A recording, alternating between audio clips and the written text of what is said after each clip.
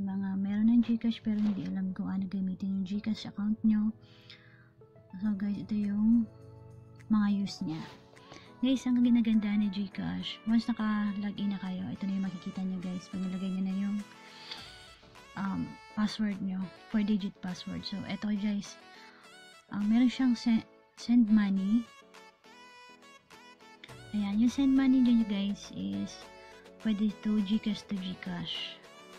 And pwede rin to GCash to PayMaya.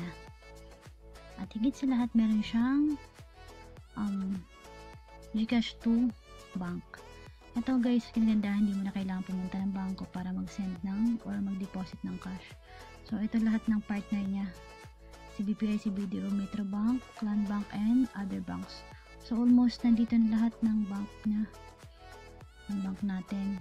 So sample natin si BPI. Ayan.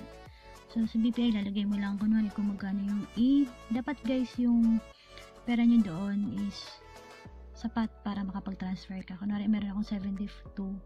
So kunwari guys, mag-send tayo ng piso sa bank account ko. So enter mo lang yung amount, yung pangalan, sample, and then complete name na guys and then yung account number ng yung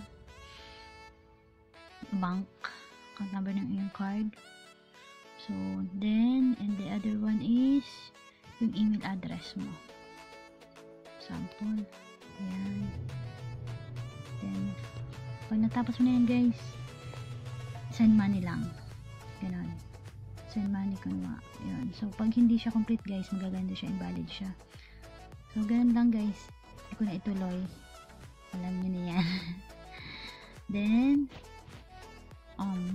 pinagandahan pa niya, bukod sa bank transfer, ito pa guys, meron siyang buy load. So pwede mo siyang gamitin for your business. So yung buy load, ilagay mo lang, enter mo lang yung number ng customer.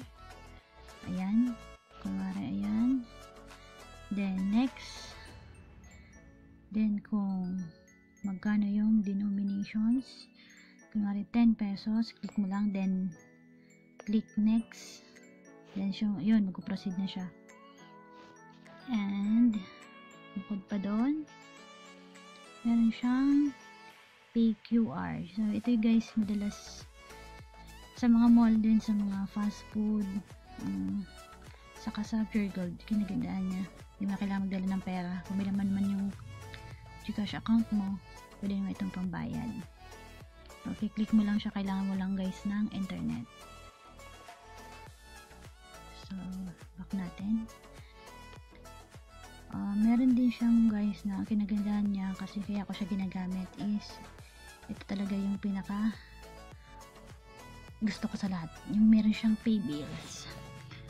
Yung pay bills niya guys, ayan, marami siyang biller na partner dito. Medyo mahina yung net ko guys.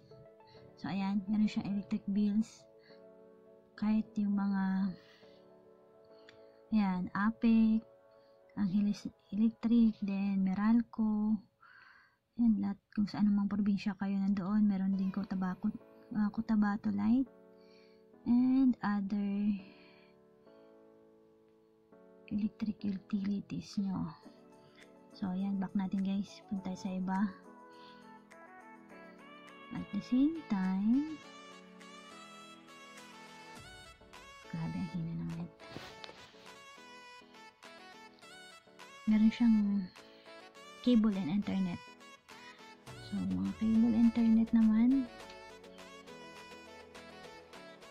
so hindi nyo na kailangan pumunta ng mga bayad centers or kahit saan pa man na mga babayaran kayo. Kung may signal kayo, ayan, ito lang siya, signal.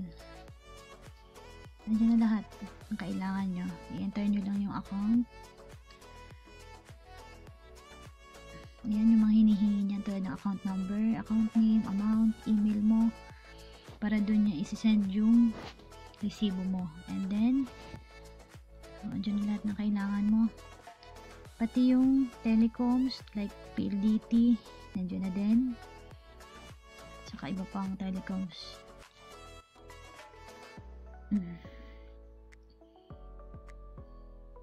Hina ng signal. Oh my gosh. Then meron din dito like government. Nandito yun sa government na to, guys. Nandito na yung nandyan yung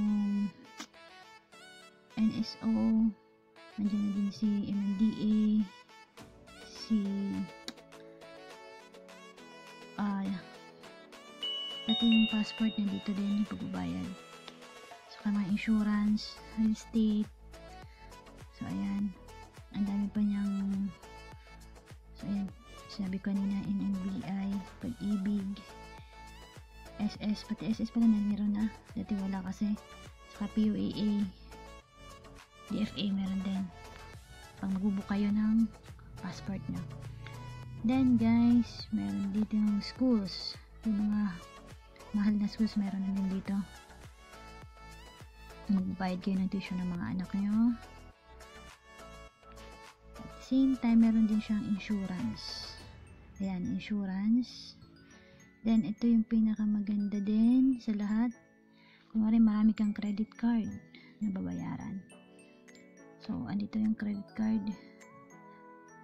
Oh, ito na po siya. Lahat ng halos ng credit card nandito. Maliban lang ata kay RCBC ata. So, ayan guys, nandito lahat ng credit card. So, kumare yung heart na yan is favorites. Para kung may babayaran ka, hindi ka na pupunta sa credit card na menu kung hindi dun sa favorite na. So, ito sample guys. Yan, nalagay mo lang account number, 16 digit, yung account name, kung ano yung pangalan mo, and then yung pangalan ng customer mo, and then the amount na babayaran mo sa kay email para doon isend ni Gcash yung receipt mo. So, next lang guys. Then, yun. Next lang yan. Then, proceed na yan. Tapos, mag-generate uli yung resibo mo. So, ayun guys. Thank you for watching.